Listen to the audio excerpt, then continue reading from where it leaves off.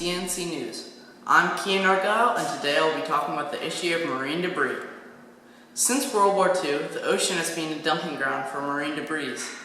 This is a problem in which trash ends up in the ocean and it creates problems such as strangling marine animals and crushing coral. In 2006, it was estimated that every square mile in the sea there is around 46,000 pieces of plastic. The debris ends up in the ocean mostly because of runoff. Diana Cohen said in her TED Talk, "This issue wouldn't be happening if everyone always did the 3 R's, reuse, reduce, and recycle."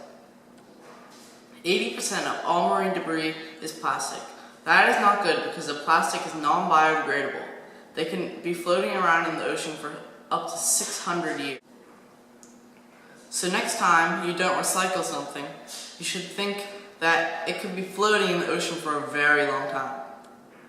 220 million tons of plastic is produced each year, and only 7% of that is recycled, which leaves 204.6 million tons not being recycled. So now you see exactly how much trash ends up in the ocean. Plastic debris is a cause of the death of 1 million seabirds and 100,000 mammals each year. Seals, and turtles often mistake plastic bags for jellyfish and get tangled up in them. Also, some marine animals mistake metals for fish because they are shiny like some fish. Once these animals have consumed these debris, it can make them feel like they are not hungry and they will starve to death. You're probably thinking, why don't we just remove the debris? It's because it takes a lot of specialized equipment to remove all the plastic debris out of the sea. It is a lot easier to create the damage than clean it up, so first we have to stop creating the mess. People believe that the ocean is huge, and it wouldn't harm the ocean if we just throw one small piece of plastic into it. However, this piece of plastic could kill a marine animal or even harm humans. The debris can release chemicals into the ocean. These chemicals can be swallowed by marine animals, which can end up in our systems after we eat the marine animals. Plastic nurdles, which are these tiny round pieces of plastic, can contain chemicals such as PCBs and DDEs, which are very bad for the ocean. These plastic nurdles look like fish eggs, and they can be eaten by animals, which will cause harm to them.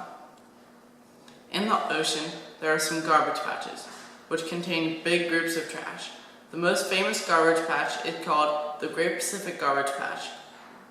This garbage patch is about the size of Texas. It is also about 100 feet deep. In the Great Pacific Garbage Patch, the amount of pieces of plastic to zooplankton, which are small marine creatures, is around 46 to 1.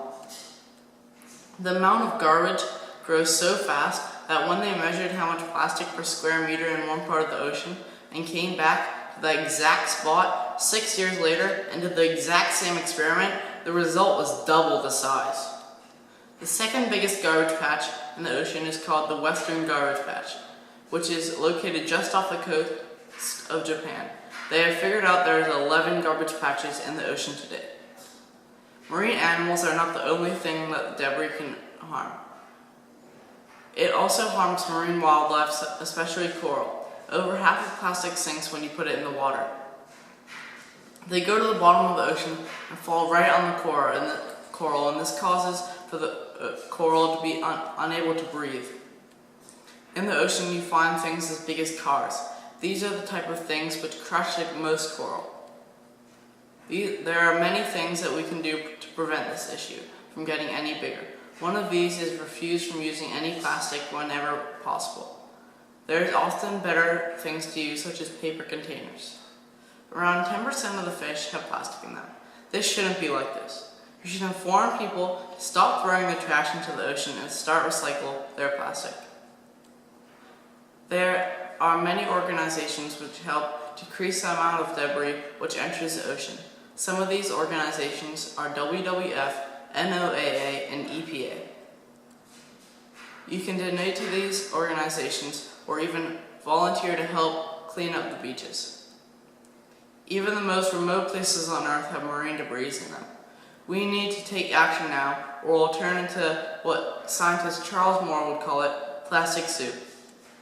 Thank you for watching. I'm Cian, and good night.